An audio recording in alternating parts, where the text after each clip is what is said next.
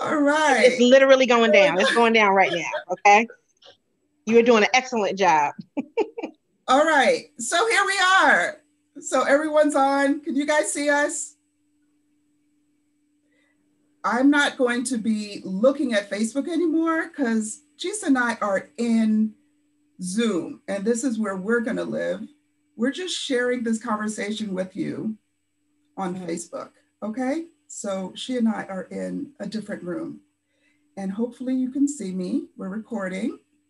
Welcome, everyone. I'm going to work out all the kinks. It's a little bit better than last time. So next time, the third time is a charm. Before we get started, I just want to do a little housekeeping. I want to ask people to please join the Hair Stories Project Facebook community page. Some of these conversations are probably going to bring up some stuff for people. And I thought that it would be a good idea to create a community so that conversations can continue happening after the lives, right? So it's just a place for us to continue the discussion. And as things come up, I will post in that community as well. So please join that Facebook community. It's called the Hair Stories Project. Also share this event, like she just asked, share it, it's free. Everyone is invited. And the other thing is to subscribe to my email list. I have a Hair Stories Project page. The website is hairstoriesmatter.com/the Hair Stories Project. I will put a link in the Facebook group when this is over. So that's my housekeeping. Let me introduce myself. My name is Angela Fraser. I am the CEO of Rhythm Wigs. My overarching company is Headspace NC, and that's where I do heady stuff, heady with all of its meanings. I do things that are controversial, things that cause us to think a little deeper than we often do. And I also make wigs for Black women. And so I thought that creating this Hair Stories project, I'm going to show an introductory video in just a moment. But before I do that, I want to introduce this lovely, beautiful, inside and out woman that I'd like to introduce you all to. Her name is Chisa Pennix-Brown. And we're going to get into her story in just a little bit. I just want to kind of set this up so you guys can get the full juiciness of this, right? So what are your hair stories? I really want you guys to think about what they are, right? As we kind of go through all of this, conversation between Chisa and I want you all to think about your hair stories. I believe that we all have them as Black women because hair is such a central part of our culture, right? So whether those stories are filled with love or humiliation or transformation, or even shame and sadness. I've had some of those experiences myself. Hair is deeply embedded in Black cultures across the African diaspora. And because these stories play such a central role in the lives of Black women, I thought that it was important to capture these stories. I believe that beyond that, there is awareness, there is connection, and there is healing that can come from telling our stories. So with that, I'm going to share a video. It's just about 4 or 5 minutes that will talk a little bit about why I started this project. So give me one moment and I will share. And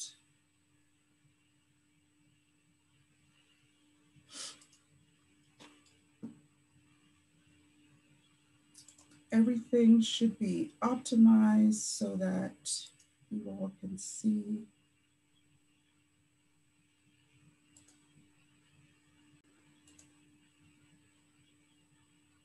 All right.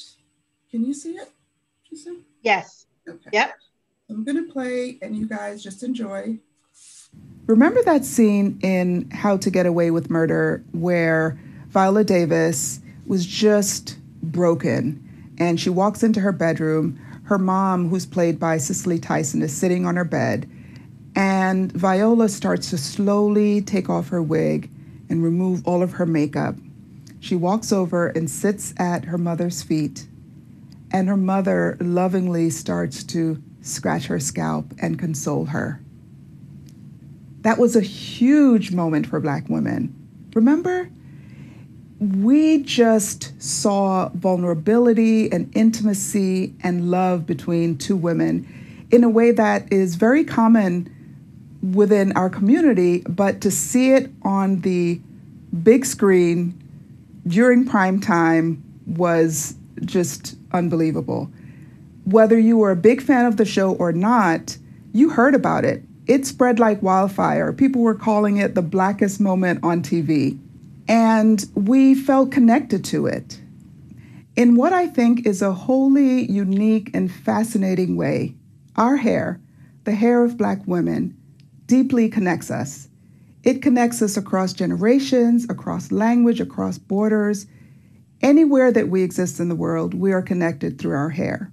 And I've wanted to scratch at that, pun intended, to create a deliberate space where we can share our experiences, all the things that we've learned, and all the ways that we have felt as it relates to our hair, whether it's feeling vulnerable or humiliated or loved or seen or powerful. Recently, I did a big DIY project and redid my closet. And I found all these old photographs, the actual ones that you can hold in your hand. And I realized that many of them contained my hair stories. One of them that was particularly humiliating is something that happened to me in my early 20s. I was fired from a job because I was wearing braids. I was taken to HR. The HR person told me that my braids were unprofessional. She learned about braids from the movie 10 with Bo Derek running on the beach. She actually said that to me. I learned about braids from my ancestors, from Jet Magazine, from Ebony Magazine, and from all the fly women I saw growing up in my Brooklyn neighborhood. So, yep, I got fired. I sued them and I won the lawsuit, but I was really humiliated to have to go through that as a young woman. Another of my hair stories was a very powerful one. It was my lock story. My routine for grooming my locks was usually reading my Bible in my big closet, in my big house, wearing my big diamond ring, and asking God for direction in how to deal with my big cheating husband. Within a year after that, I moved my victorious, locked self with my 3 children from New Jersey to North Carolina, and we thrived in this new place that God had prepared for us. I believe that an ever-growing connection of stories like these, your stories, has the potential and the power to create new connections, new knowledge, and new opportunities for us. Think about what we did in the natural hair care movement and all the ways that we've been innovating around our hair. Whether the hair is grown or bought does not matter. We Black women created an entire industry, an entire movement, an entire economy around natural hair care. We did that one YouTube video at a time. We needed to. No one was doing it for us. We needed to connect. We needed to learn from each other, and we did it. Hair Stories will be an extensive compilation of interviews, written narratives, and audio recordings that capture the personal experiences of Black women centered around our hair. My name is Angela Fraser. I am the founder and CEO of Rhythm Wigs, and I invite you to share your stories at rhythmwigs.com and join me in creating this new space together.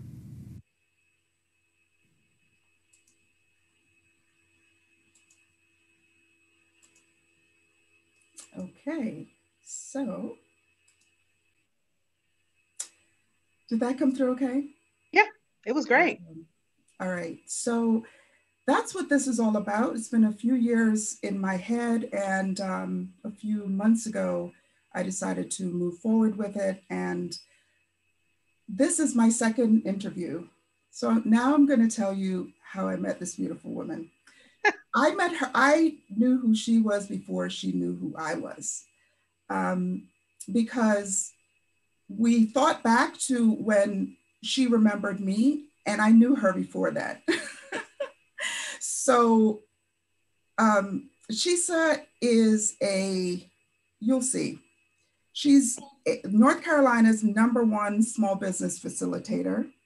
She is a podcaster, an author, and what she's been doing in the community here in North Carolina is teaching us how to build our businesses, especially through social media and all things kind of looking, showing up as a brand on social media. And I met her, there was an offering by the Innovation and Entrepreneurship Center a couple years ago.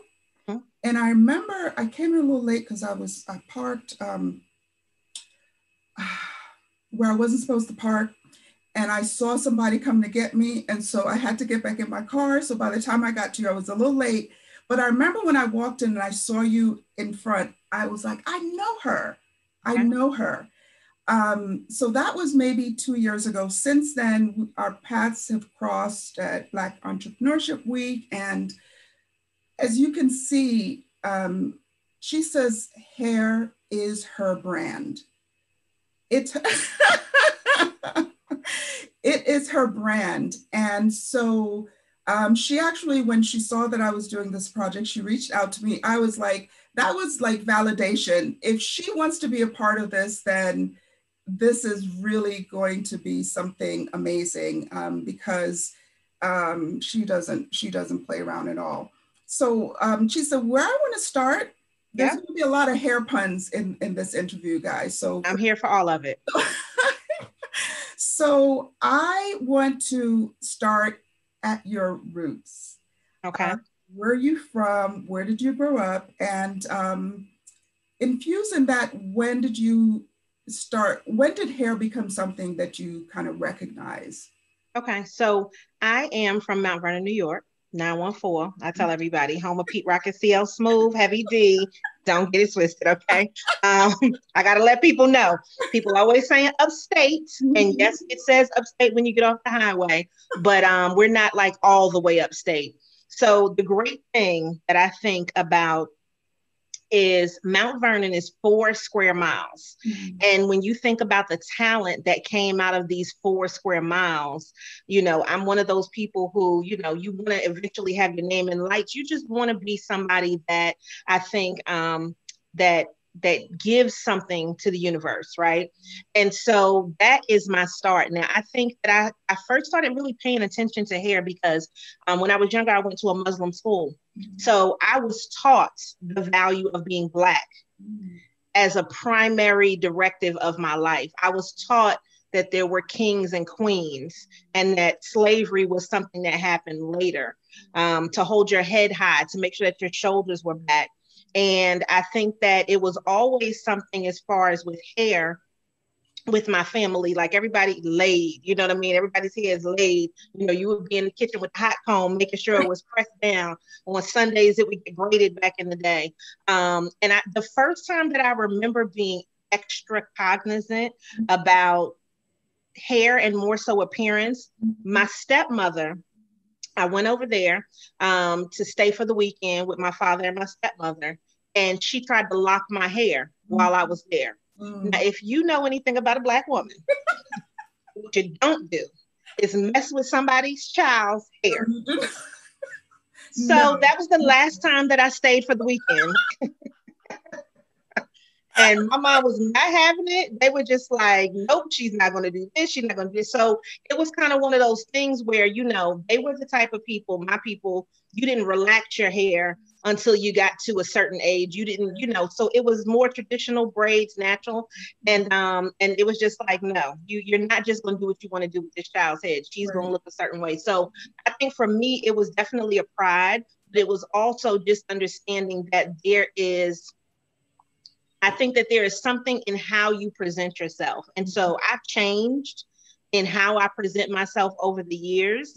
And I am now one of those people who pretty much has a signature look.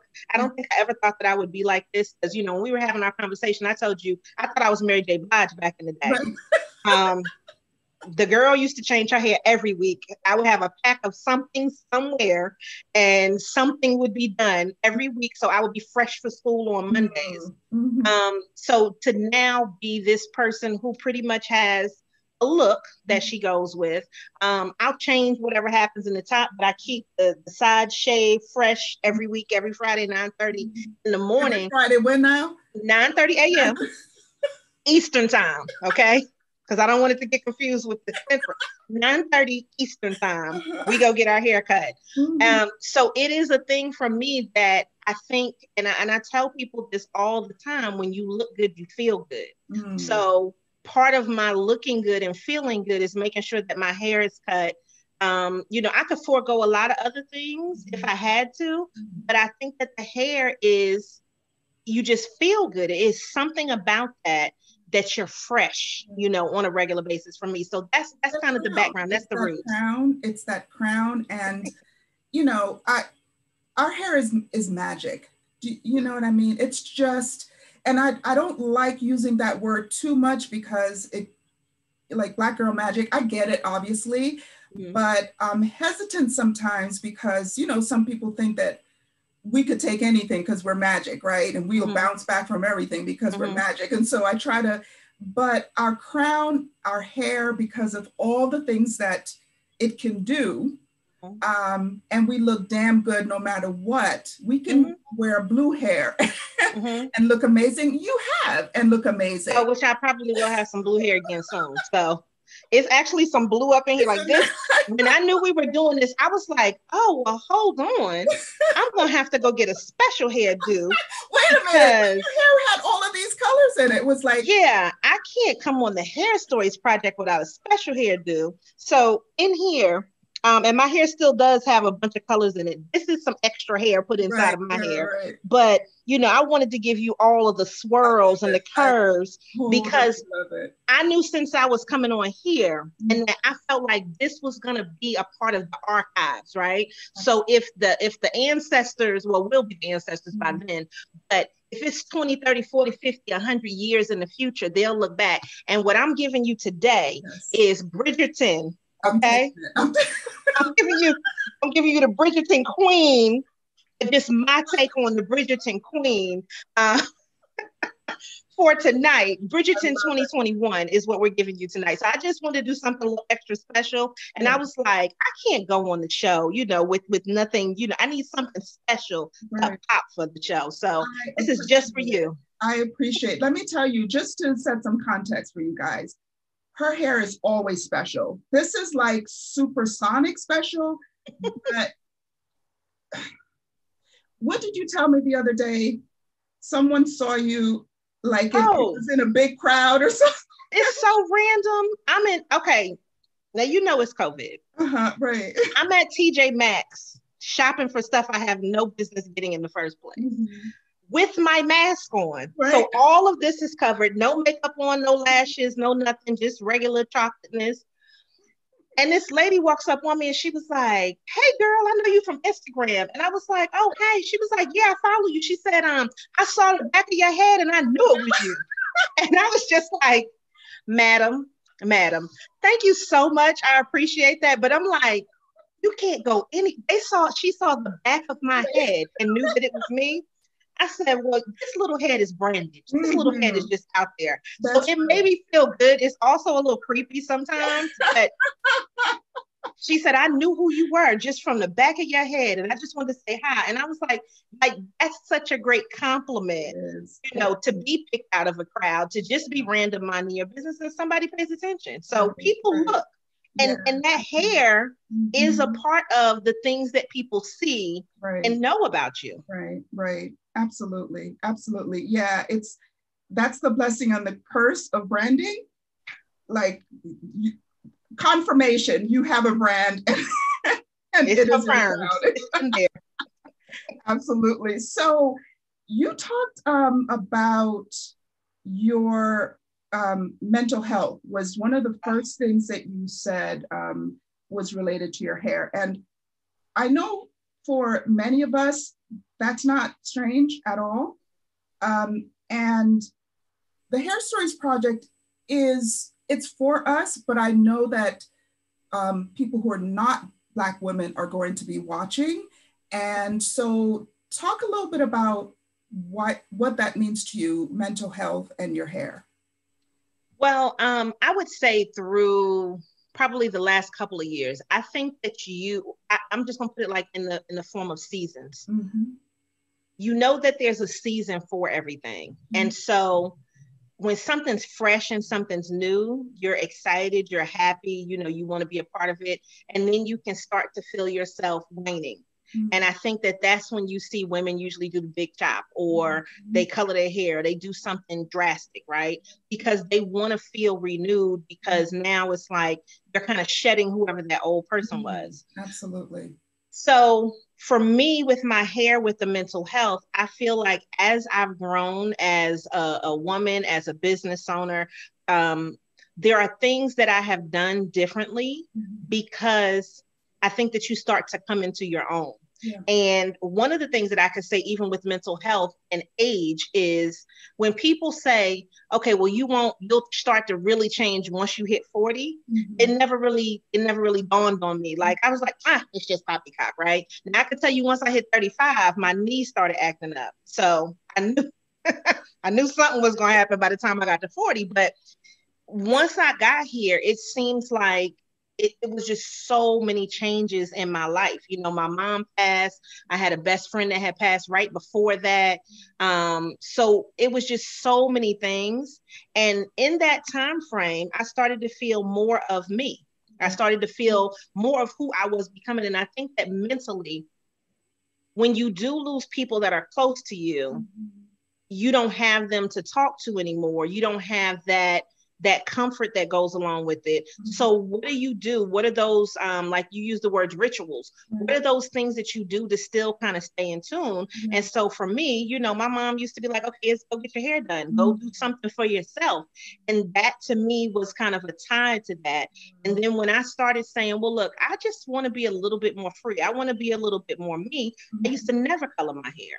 I used to always be a good jet black, #1 Beijing, put it on, okay? Not the Beijing, like when they just too dark with the beards. Right. But I'm saying a good jet black, because I just felt like that was my color. Like jet black it looked rich, it looked healthy. It just, and and then it was just like, I think I might want to try some color. And now I'm kind of hooked. Like I really love it, because the thing about it is, and people say this to me, and I'm going to be honest, white people love my hair colors. They get a little too close every now and then, but they love it. Oh my gosh. A little too close. And I don't know, do I look like the person that you should run up on? I think I look like run up, get done up, but they just think I look nice and happy. I think it's so hair approachable. I don't know why they feel like they can just come and get really close and want to be like, oh my God, it's just a beautiful color. I love it. But I think that it gave me that extra thing, because people always say, oh my God, your haircut, I don't think I could rock that. I don't think I could wear that. And then your color's like, oh my God, the color is so beautiful. And it's kind of like, when you see a beautiful Black woman, right? So this is what you should do. You're like, girl, you better get it. You be like, yes, ma'am, fierceness. So the white people, what they do is they look and they're like, oh my God, we're twins, right? Because I always get some girl who has hair color too. And then she's like, oh, have you tried this color though? Well, let me tell you. And so then it creates this dynamic in this conversation that probably wouldn't have happened Yeah. because the color Mhm. makes you approachable. Right. So for me, mental health wise, it is doing something for myself, and the color has been my way to kind of express it, in an outward way. So that's, to me, is it keeps me happy. Like, I want to know what the next color is going to be. I'm not sure. Am I going to try this? And now that I have a colorist that is amazing, Mhm. I don't even see myself slowing down anytime soon. So, for those of you who are not really on social media a lot, I want to say a couple of things about that. I get it. Really, I get it. But women like Chisa, and she does color her hair often. She gives so much life, like her presence on social media. I knew about her mother passing, and shortly after her friend passing, and she was hurting. Mm-hmm. I knew that from social media. I knew that, and it's not that you get the impression that, okay, people are telling all their business. There's a certain um, intimacy, a certain that I think the for Black women um, that comes across, and you are one of the people who I feel like I know, even though we've probably only been in the same room together, maybe 4 or 5 times, like Yeah. passing. Okay, we're gonna get together and on panels. You're in one room, I'm in another room, kind of thing. But the reason why I brought that up is because you give me so much joy through what you do with your hair. And, you know, I'm probably not going to go fully down this road, but I'll kind of just Did put my, not make me cry. I'm I gonna put don't. the, Did you give me a disclaimer? Because I feel like if you make me cry, one of oh, these I didn't lashes. tell you to bring your box of tissue. I'm so You didn't sorry. tell me that. So Wait a if one of minute, these where's the lashes glass? falls off, Where's the well, glass? yeah, I got a little beverage in there. Okay, a little beverage. A Okay. little beverage. That's some, But if you make me cry, one of these lashes might fall off. So I'ma just blink just in case she makes me cry. You can see that there were they lashes were on. there. um, well, it's just that, you know, people are going through stuff. Mm-hmm. They're going through stuff, and me included. And you always show up so freaking real, Yeah. so real. And the way that this kind of ties to hair for me is because you change your hair all the time, even though you kind of said before, oh, you're kind of wearing your hair the same way now because it's cut the same way. Mm-hmm. But to other people, it's like, oh my God, she's changed. You change your hair every 2 weeks? I mean, when I say change it, I mean the color, the curl may be different. And you give people permission Mm-hmm. to show up Yeah. authentically. Mm-hmm. That word is so overused, but I'm not going to allow that to be taken from me because everybody else uses it. Mm-hmm. What it means to me, whenever I see you and your handsome husband and the food that you prepare online, And no games with the food. so many times you've pulled me out of, oh, she can cook, y'all. Let me tell you, it's like the flavors. And I'm vegan, and she makes food, and I'm gonna do some vegan stuff because I keep getting people that, I mean, I'm not a vegan. I guess eventually I could probably get there, but yeah, I might do a little vegan something one day. We'll see that. I'll come up with a vegan. so I just, in all of that, I want to say thank you for just being fully who you are. And, I know that you have this effect on people, and you don't always hear it. I mean, I'm sure people tell you, but I want you to hear it from me. Just what, by putting yourself out there, by being as, you're not happy all the time. No. You're happy a lot of the time, very positive. By the way, guys, hold on. Hold on. Hold on Y'all now. have to check out Chisa's real ass affirmations. I listen to really. Real ass affirmations is my baby.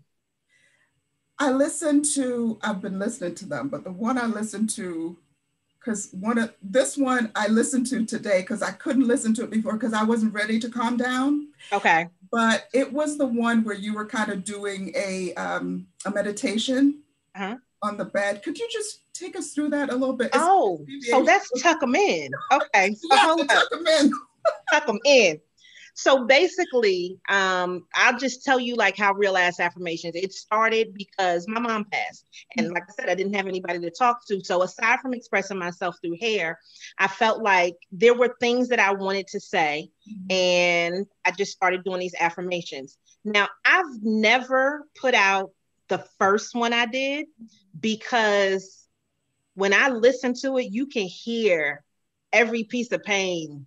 You can hear it. Wow. And so I've never put that out. My husband has never even heard it. So the only person that's ever heard that first one is me and the engineer that were there recording it. And I might put it out one day. I think I'll be brave enough then. And it's not necessarily brave per se, but I think that vulnerability, sometimes you want to hold on to a little something for yourself, right? So I've never put out the first one, but tuck them in is basically a visualization.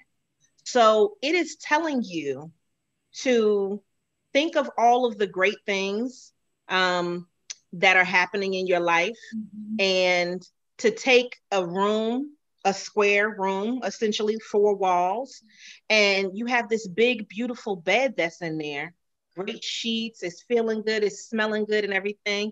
And that bed is really for the haters and the enemies because they doubted you. Listen. And now, but the way that she says it, her voice is like this.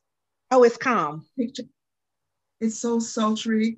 You get totally there. You just close your eyes and you don't go now, guys, but I promise you, it's probably just 4 or 5 minutes long. None of them are, the longest one of those when I do my podcast is 7 minutes long or so. All of them are probably between 4 to 5 minutes.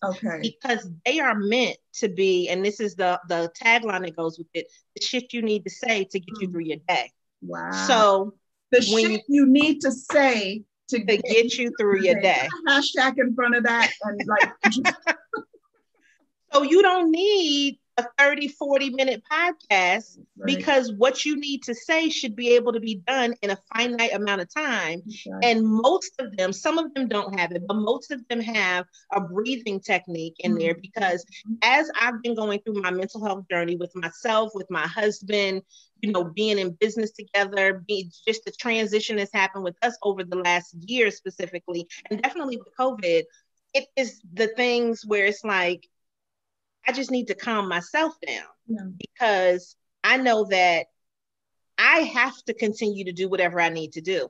And you can cry and then you can be a big girl. You know what I'm saying? You can have a day off, but sometimes you just need that. So when you're frustrated at work, like there's going to be so many more of them, but I wanted to make them for, it started out as just women in general, but I felt like men could join in, you know, too. So it's not just for women. It is just, what do you need today? So tuck them in is definitely for the haters. Trust me. I'm sorry for interrupting you. So you can go back. I just wanted people to be like in that space because it's just, the imagery is so like, so spot on. I could see everything.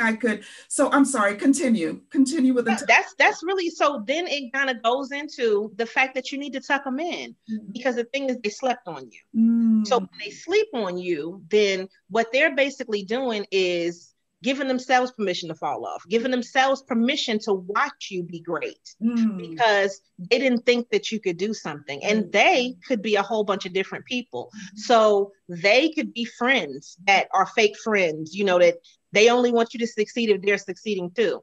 They could be, you know, your relationship where this person doesn't want you to do something extra. It could be your family. It could be the people at your job. So your they is going to be different just depending on who it is. They slept on you. And now it's time for you to tuck them in. So most of the things that I do are there to make you think about yourself. It is there for you to realize that sometimes distance is really a great thing. It's there definitely for you to realize that you don't have to tolerate foolishness. And it's there for you to be confident because to me, you know, we were just having a discussion. Was it today? Yeah, today. today. It was me and my husband. And I said, when people, because it's like all of a sudden more people are finding the podcast and just random. So when people don't know you and then they're sending you inbox messages, and this is happening every day inside of Instagram, just saying they love it and this and that, and it's getting me through. Oh my God, girl, you didn't know this. And I had a girl from England just send me something the other day. I'm like, that might be my gift. Like I know I can teach people how to start a business and all of that, but what if I'm just here to motivate people and to give them confidence in a way that they didn't have before? And I think sometimes people do gravitate to it because of the picture, because you don't know who I am until you start to listen to it. But every time you listen to a different one, I think you get a little piece of who I am. And hopefully it gives you the confidence to keep going with your day. So that's the whole concept behind it. And we're working on some of the things that we're going to expand, because we've been talking about doing like real ass affirmations retreat. So, we've been working on some of the things that we definitely want to do, because, life is real, and, everybody wants to act like it's just a wonderful place. Sometimes it is. And in general, what you said, I am a happy person. Like I actually sometimes get mad at myself if I don't feel like being happy. Like I know that may sound crazy, but I'm just like, girl, you got everything in the world to be happy for. What are you doing being mad? And you have to have those sad days. But it's like, give yourself permission to love yourself, to be happy, to be mad, to whatever it is that you need that day. Take a piece of it and listen to one of those podcasts, and you'll get it. Like, even if, like you said, she said she's a vegan, right? There is an episode that's called Fuck Salad. So listen, if people keep telling you to go, guys, don't. I'm just telling you, if people keep telling you to lose weight, I'm a nice little thick girl. They keep telling you to lose weight and do all of this stuff and eat a salad. It's an episode in there for that. So it's something that everybody can get that is a part of Real Ass Affirmations. And I'm just excited to just keep doing it and and just give it to the people. Right. No, I love that. They're really all real ass affirmations. I want to kind of mention the other one too, because here's the thing. So, we're talking about this now, and the whole idea of the Hair Stories Project is not, hair is central, but what I'm trying to show is that hair is in everything versus just talking about hair. Hair is in our lives, right? So what I've been picking up from what Chisa's been telling us is she's found this way to express herself. Her hair is a big part of that. And what has been coming through her is this book, this podcast, just the whole idea of being fully you. There's so many women that I meet through my Rhythm Wigs company who are so afraid to be different. So afraid. You'll see them and they'll try on like a big wig like this one or something that's a totally different color. And they go from, oh my God, it looks so good. No, I can't. And it's not about buying a wig or that type of thing, but I really kind of challenge them, like, what makes you want to shut back down? What makes you want to kind of go back into whatever box? And I'm not saying that they're not valid reasons for that, but these stories are about getting people to check in on, what their motivations are, what's causing that. And because hair is such a big part of that throughout our lives, right? You talked about some of the things that happened around here when you were a child. It's just different for us as Black people. It's just different. And so I want to also just mention, I won't talk about Give It to the People yet.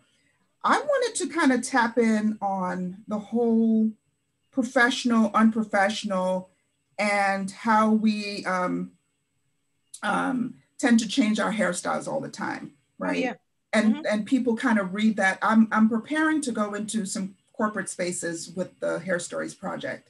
Okay. And so I really want to kind of push at this idea of professional, unprofessional, and who decides and who has agency over whom, right? Who's making that determination, and how come it happens to be somebody who doesn't look like us making decisions about what our hair should or should not be. Always. So if you can talk a little bit about the whole professional, unprofessional aspect of hair for me, give me your thoughts on that. This is just my personal take. I like stuff to look well kept, clean, fresh. Yes. So for me, I think that that's the basic thing. It doesn't matter what race, it doesn't matter what gender, because you could be white and your hair could look filthy. Right. You could be black and your hair could look filthy. So for me, I like things to just be neat and clean. Right. But I think that what happens is we are in a society, of course, this patriarchy, where men are typically in charge, but women tend to be the gatekeepers. So when you look at the women that are in charge, do they look like us? And what's happening in this transition, you will more than likely see more women that look like us, because the people that they keep putting in charge of diversity are Black. Yeah. However, if you pay attention to some of the people that they put in charge of diversity for a lot of these companies, they still look like what is the traditional, thank you very much, Black person who mirrors a lot of the imagery that's Eurocentric. Yes. So when I see Bozoma St. James, and Bozoma just goes from company to company, honey. Black, beautiful, African, unapologetic, color, lipsticks, lashes. And I see her. Yes. That to me is a company that understands that it does want to reflect diversity. Right. And it seems like, to me, it's always very easy with companies to accept diversity and the colored hair and all of the rest of that, and it's acceptable when it is somebody that is not Black. Right. So when the Black girl comes in with the pink hair, with the purple hair, it's ghetto. Yeah. When the white person comes in, it's edgy. And I think that we have to really take the words that we use and really make them make sense and understand that. So that's why I'm really glad that they're trying to work in the other states of passing the Crown Act, so that this way they don't have those issues and that people cannot discriminate based on hair. So I'm definitely interested in even, possibly helping to push some legislation through, because I think right now out of 50 states, it's only 7 that have passed the Crown Act where you can't discriminate based on hair. And to me, it's just like, I try my hardest, and people would, sometimes when people look at my friend group, they're like, you're friends with them? So like my best friend that passed was her name was Daisha, but Daisha was technically trans. I always said woman, you know what I'm saying? Sure. Best friend, love, you know what I'm saying? So, and then when you looked at her, she would put on a crazy wig. So when you talk about hair stories, I got hair stories galore just about her. Perform, all of the rest of that, her whole stage thing, Big Mama Drama. I mean, like, she was just a beautiful person. But if you look at things just from the outside looking in, sometimes you don't give a person the opportunity to give you all that they really have, to really share that knowledge, to become an integral part of your team, to help your company shine, because you're looking at what it is on the outside and you're not even counting what's in here. Yeah. So I always tend to gravitate to people who, might not necessarily, you think, well, how are they friends, or where did they meet? Like, what is she doing that she's, and because it does not matter. And my dad taught me that from being young, like, you can't count how much money is in my pocket. You don't know what I do. You don't know what I have.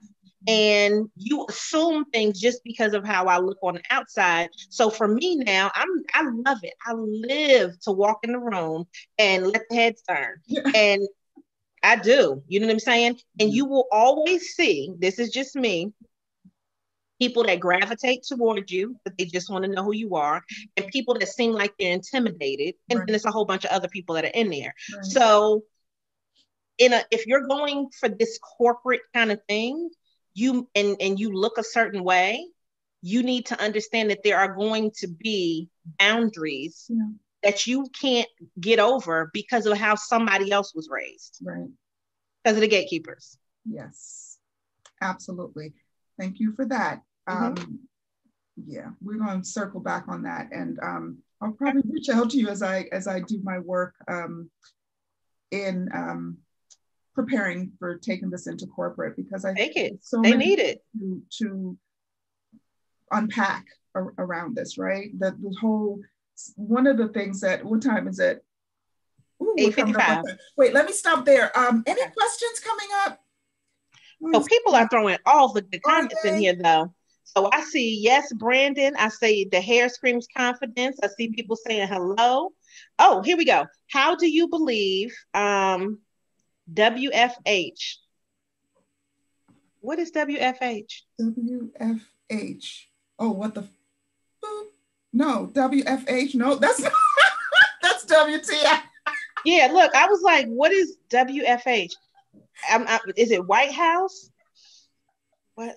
I don't know what WFH stands for, though. Oh, work from home. Okay, all right. Work from home. Because I was like, I don't even know her. The totally wrong direction. I'm so sorry. No, look, I was like, WFH. I don't know her. Okay, how do you feel? How do you believe work from home will change that dynamic, professional versus unprofessional? Good question. It's YouTube videos out there where the girls are taking a track, taping it to their head, putting on a hat or putting on a hair wrap and saying they're ready to go on Zoom. I see that all the time. This is me. Show up how you want to show up. And I want to look clean, neat, professional. That's it. So if I'm doing one of these, I tell people all the time, I see people get on these things dry. I don't understand it because that's not a part of my brand or a part of my image. So I want to always put my best face forward. And if my hair is not done, I got a million hats. Okay. I got a beret in almost every color. I got some nasty fedoras in there. I keep a piece of fabric. Okay. There's no reason that you shouldn't show up and be beautiful and be confident. All you need, honey, is some good moisturizer and make sure your brows are done. Like, that's the basics, you know, like you can put a hat on, a head wrap, find what works for your head shape and put it together. She has head wraps. Go Wonder Rhythm Wigs and go get you a head wrap. It's no reason. So work from home, now that we know who she is, should mean that all you have to do is look good from here up. That's right. You don't have to even have anything on the bottom. No, so how much easier? Or don't do anything. No, how much easier is getting into trouble, right? Just worry about this, okay? Don't even worry about the bottom. Because then when they tell you turn your screen on and you worry about this part. Oh my gosh. Okay, so we are almost at time. I just want to give you an opportunity, my dear. First of all, this has been amazing. Nothing short of what I expected. I knew you were going to do all the things. And there's so much to really unpack about this. And I'm going to, as I look at these interviews, I'm going to there are going to be some trends, some threads that go through these as we gather enough of these stories that we're going to do some deep dives on, you know, about relationships, hair and relations, because you had told me about your hairdresser and all that type of stuff. But anyway, I want to give you a few minutes to talk a little bit more about your podcast, give it to the people, and any ways that anyone listening or will listen can get in touch with you and learn more about you and the products and services that you offer. Okay, great. So there was a question that came in that said, Chisa, were you always so fiercely confident, even as a younger woman? The answer to that, I will transition into answering where you wanted me to go. Yeah. Yes. is the answer, because I was always taught that, not in a cocky or arrogant way, but that nobody was better than me. And always to hold your head high and to not be intimidated. So I think the confidence thing has always been something that was there for me. That's just how I was raised. And then that has transitioned into my company, into Lady Business, but then into what we're doing now, which is Give It to the People. And Give It to the People is really, it's evolving as we speak, but it is a combination where my husband and I are really putting together events, but also mental health and wellness things, because we've come to the realization that sometimes you're not happy and you need to find a place to do that. And you don't necessarily need to have a lot of people around to find whatever that breakthrough is. And there may be something else that you're good at, something else that you don't even know, that you can reveal to yourself. So in us putting, oh my God, you have to reveal it to yourself, because sometimes you just don't know. And it takes you being around somebody else who's kind of figured it out already for you to say, well, I don't want to do that, but you know what? I am good at something else. I could do this. And for me, I always look at what people can do to monetize their ideas. So when I look at this, I did come up with an acronym for you as far as hair goes. Okay. And so my acronym for hair is going to be happily, artistically influencing revolution. Because, or revolutionary, depending on how you want to say it, because I think that when you're happy with it, it's an artistic expression of who you are, and you influence everything around you. And by you doing that and taking that stance to give it to the people, you are a revolution right there in front of everybody's eyes. And everybody can't do that. Right. So when you make the conscious decision to do whatever it is that you're going to do to your hair, that feeling that you give is a revolutionary act of confidence in itself. Right. And so it's expressing who you really are. And again, you influence who's around you based on that expression that you put out. So that's the thing with Give It to the People, is what is your it that you want to give to the people? And your it is totally different from my it. It can be very similar, but I'm still going to do things my way. And as you said, authentically giving of myself to other people. So, you know, that's that portion of it. And then if anybody wants to find me, go to ladybusiness.com, LADYBIZNESS.com.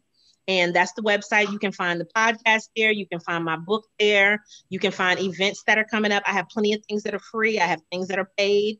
You can book one-on-one sessions there. But that's the home base of where everything is. And we're constantly adding something new to it. So, you know, reach out and touch someone. Reach out and touch the PayPal button. Don't start singing. Look, no, I'm not gonna sing. But just reach out and touch the button that says pay me. So reach out and touch that button, okay, if you can. Reach out and touch the subscribe to my podcast button. Reach out and subscribe, to, you know, follow, share. Reach out and be a blessing. How about that? Because this is the thing. Even if you don't have money or you don't want to spend with me, you can listen and you can download and you can subscribe.